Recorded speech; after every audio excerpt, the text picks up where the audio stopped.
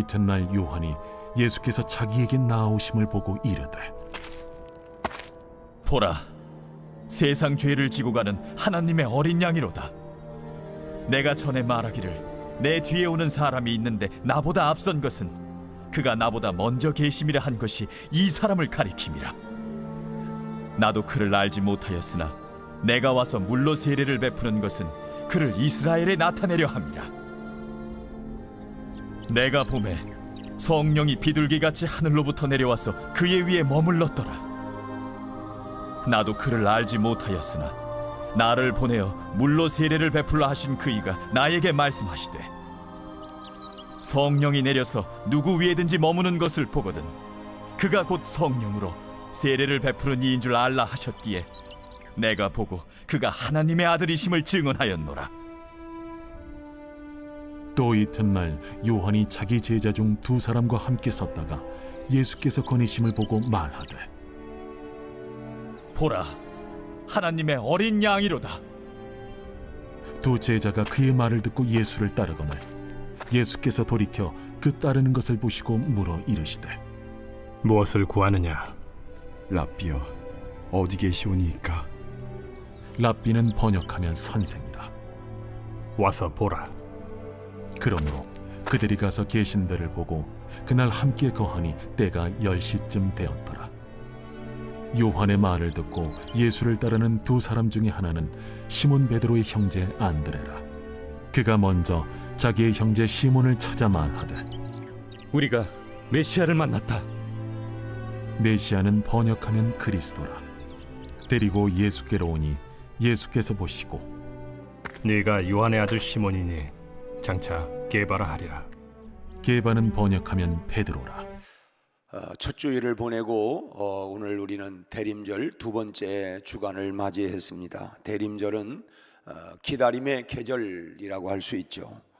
구주이신 예수 그리스도께서 오시는 것을 기다리는 절기가 바로 대림절입니다.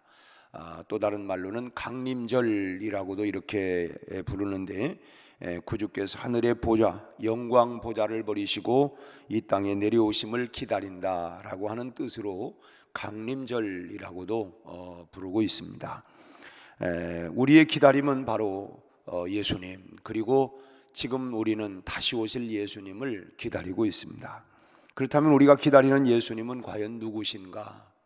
예수님이 누구인가? 오늘 말씀은 우리가 기다리고 있는 예수님이 누구신가라고 하는 것을 세례 요한을 통해서 증언하는 말씀을 우리가 듣게 됩니다. 첫째로 예수님은 하나님의 어린 양이다 라고 이렇게 우리에게 증언해 주고 있습니다. 오늘 말씀에 29절 시작되었던 29절 말씀을 같이 한번 읽습니다. 이튿날 요한이 예수께서 자기에게 나오심을 보고 이르시되, 보라, 세상 죄를 지고 가는 하나님의 어린 양이로다. 지금 세례 요한은 예수님을 향해서 뭐라고 증언합니까? 세상 죄를 지고 가는 하나님의 어린 양이다, 이렇게 증언하고 있습니다. 어린 양, 양은 아무런 저항 없이 순종하는 모습을 보여주는 그런 이미지입니다. 그야말로 때리면 맞고 찌르면 찔림을 받고, 참 이 양이라고 하는 것은 저항이 없는 그냥 무저항하는 그런 이미지이죠. 이 비유는 바로 자신의 고통과 아픔에도 아랑곳하지 아니하고 참 아버지의 뜻을 이루기 위한 희생적인 모습을 상징하고 있습니다. 나야 어찌됐든 아버지의 뜻에 순종하기 위해서 나에게 어떤 희생과 어떤 대가가 치러진다 할지라도 나는 아버지의 뜻을 그대로 순종하겠다라고 하는 그런 이미지로 보여주는 것이 바로 어린 양이죠. 예수님은 바로 이런 이미지처럼 세상 죄를 지고 짊어지고 가는 그런 인간의 죄의 형벌을 받으시기 위해서 이 땅에 오신, 참 어찌 보면 참 모든 그 인간의 죄를 다 짊어지고 십자가에 달려 죽기 위해서 오신, 그런 저항이 없이 하나님 아버지의 뜻을 이루기 위해서 오신 하나님의 어린 양이다라고 하는 것입니다. 구약시대는 우리가 레위기서에 보면 번제, 속죄제, 속건제, 화목제 이런 그 등등의 제사법이 나오는데, 이때는 짐승의 피를 흘리는 제사법을 통해서 인간의 죄를 사하게 되죠. 히브리서의 말씀처럼 피 흘림이 없이는 죄 사함을 받을 수가 없다. 결국은 이 피 흘림이 있어야 되는데 인간의 죄를 속죄하기 위해서, 그러기 위해서는 흠없는 어린 양이 대신해서 죽어야만 했습니다. 이 어린 양의 피는 바로 장차 오실 예수 그리스도의 이 구원 방식을 예표하고 있는, 구약이 하나의 그림자라고 한다면 신약은 바로 그 실제를 얘기하고 있는 것이죠. 그러니까 인간의 죄를 사하기 위해서 하나의 그림자의 모습은 뭐냐? 반드시 이 어린 양의 피 흘림을 통해서, 그래서 인간이 죄를 사함을 받는다. 그것이 실제로 그리스도께서 메시아 되신, 우리의 구원자 되신 그리스도께서 오심으로 인하여서 이제 하나님의 어린 양이 되어서 우리 인간의 모든 죄를 대신하여 이제 십자가에 달려 죽는, 그를 통해서 우리의 구원의 방식을, 구원을 성취하게 된 것이죠. 그래서 예수 그리스도께서 하나님의 어린 양이 되어서 우리의 죄를 단번에 영원히 속죄의 제물이 된 것입니다. 따라서 예수 그리스도는 인류의 구원자로서 우리 모두를 위해서 바로 피 흘리며 돌아가신 것입니다. 이러한 예수님을 우리가 믿을 때에 내가 구원받고 그리고 새 생명을 얻게 되는 것이죠. 예수님은 우리에게 바로 당신의 희생을 통해서 새 생명을 주기 위하여 이 땅에 오신 하나님의 어린 양이다. 그래서 세례 요한은 우리에게 보라, 세상 죄를 요구하는 하나님의 어린 양이다. 그는 바로 우리의 죄를 다 사하시고 구원을 완성하시기 위하여 그래서 오신 하나님의 희생 제물로 어린 양으로 오셨다고 하는 것을 증언하고 있죠. 두 번째로 예수님은 어떤 분이냐? 예수님은 하나님의 아들이라고 또 증언하고 있습니다. 우리 34절 말씀을 같이 한번 읽겠습니다. 34절, 내가 보고 그가 하나님의 아들이심을 증언하였노라 하니라. 세례 요한은 예수님께 세례를 베풀었던 사람이죠. 물은 뭡니까? 물이라고 하는 건 회개를 뜻하는 정결 의식입니다. 우리가 물로 다 모든 것을 씻고 빨아내고 하는 것처럼 이 물이라고 하는 것은 우리를 정결하게 하는 그런 의식이죠. 사실 예수님께서는 죄가 없으신 분이기 때문에 세례를 받으실 필요가 없습니다. 그런데도 불구하고 예수님께서 세례를 받으신 것은 우리의 죄를 짊어지실 것을 보여주기 위해서 바로 세례를 받으신 것입니다. 우리의 죄를, 그러니까 어떤 사람도 다 세례를 받아야 된다. 다시 말하면 죄를 씻어내야 된다라고 하는 것을 보여주는 것입니다. 또 예수님께서 세례를 받으셨을 때에 하늘로부터 비둘기 같은 비둘기와 같은 성령이 임하게 된 것을 보죠. 이것은 예수님께서 우리에게 장차 성령 세례를 베풀어 주실 것은 그런 분이라고 하는 걸 보여주는 것입니다. 그래서 세례 요한도 나는 물로 세례를 주지만 내 뒤에 오시는 그분은 바로 물과 성령으로 너희에게 세례를 줄 것이다. 그래서 예수님이 세례를 받으실 때에 비둘기와 같이 임했던 이 성령은 하나의 상징적으로 앞으로 우리에게도 성령 세례가 임한다고 하는 것입니다. 그리고 이제 우리가 예수님은 구원자와 메시아가 되시고 하나님의 아들이다 라고 하는 것을 주는 그리스도시요 살아계신 하나님의 아들이십니다. 우리의 구원자요 우리의 메시아요 하나님의 아들이라고 하는 것을 믿을 수 있는 것은 어떻게 믿을 수가 있느냐? 그것은 바로 우리 안에 성령님이 계셔야 믿을 수 있게 된다고 하는 거예요. 그래서 성령이 오셔야, 그가 오셔야 우리가 죄에 대해서, 의에 대해서, 심판에 대해서도 깨닫게 되어지고 그분이 바로 하나님의 아들이시구나 라고 하는 것을, 그분이 바로 우리의 구원자이시구나 라고 하는 것을, 우리 인간의 이성이나 지식이나 우리의 어떤 힘이나 우리의 체주나 능력을 가지고 우리가 하나님이 그 예수님이 하나님의 아들이라고 하는 사실을 믿을 수 있는 것이 아니라고 하는 거예요. 그럼 어떻게 믿느냐? 오직 성령님이 내 안에 내주하시고 성령님이 알려주실 때만이 우리가 믿을 수가 있다라고 하는 것입니다. 그래서 성령이 우리 안에 오셔야 합니다. 그래야만이 내가 그분을 우리가 알게 되고 또 깨닫게 되어지고 확신을 갖게 되는 것이죠. 이렇게 세례 요한은 예수님이 하나님의 아들이다라고 하는 것을 증언하고 있습니다. 우리가 기다리는 예수님은 누구십니까? 바로 그분은 하나님의 아들, 하나님이십니다. 그리고 세 번째로 또 예수님은 그리스도다라고 하는 걸 증언하고 있어요.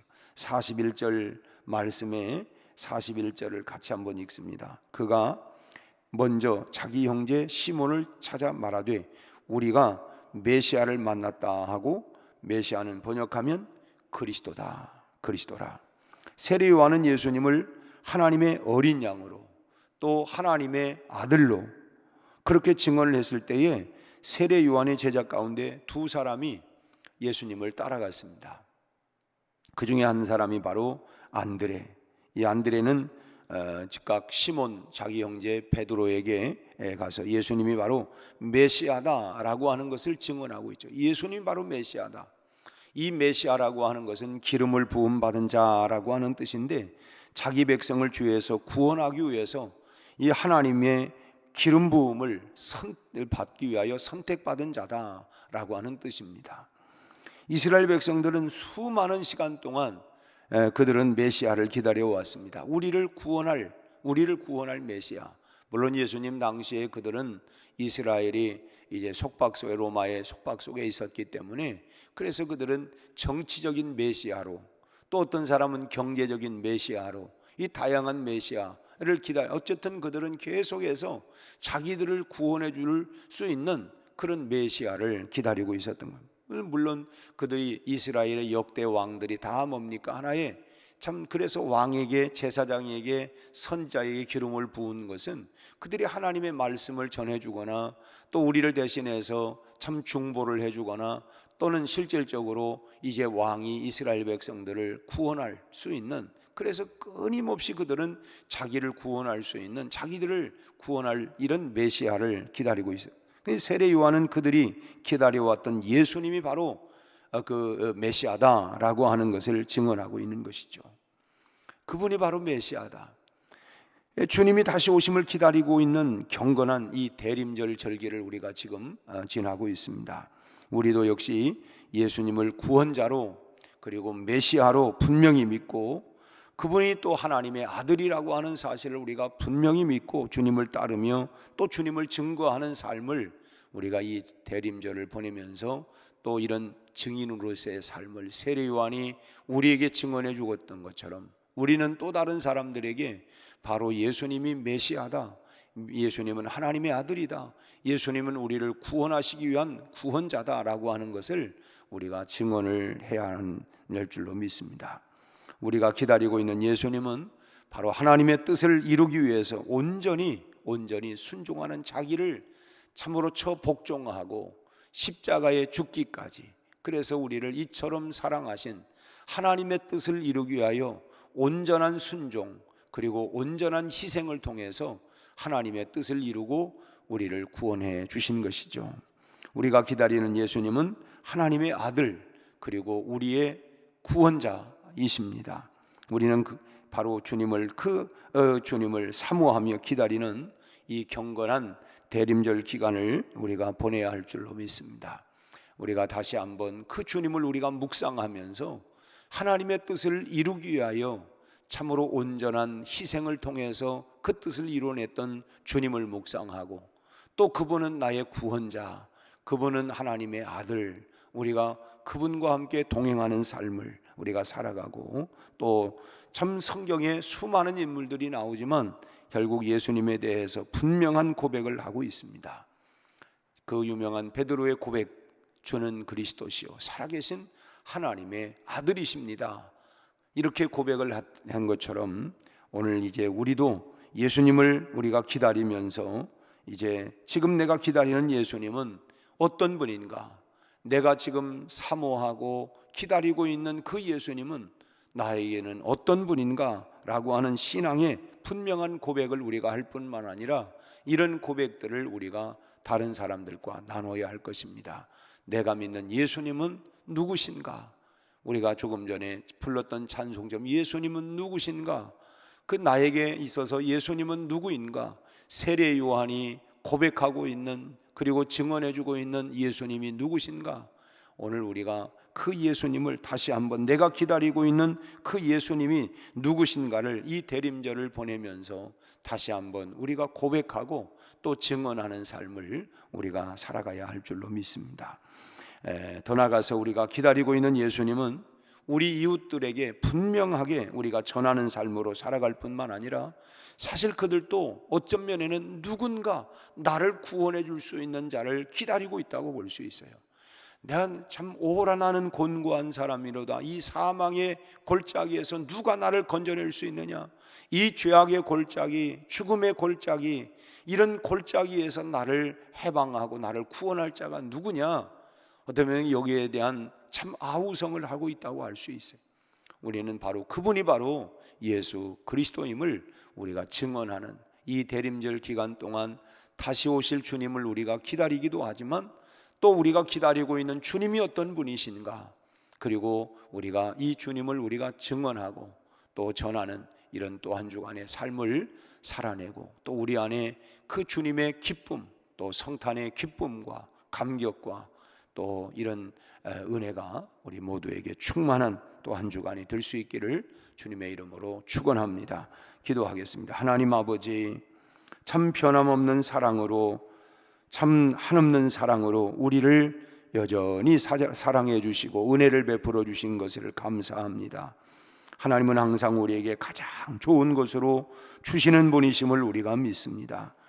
참으로 광야에서 만나를 참으로 주셨고, 목마를 때 반석에서 물을 채워주셨고, 이제 예수 그리스도를 통해서 진정한 구원의 은혜를 우리에게 베풀어 주신 것을 감사합니다. 그래서 오늘 우리는 하나님의 구원의 은혜의 자리에 그 반석 위에 서게 되었습니다.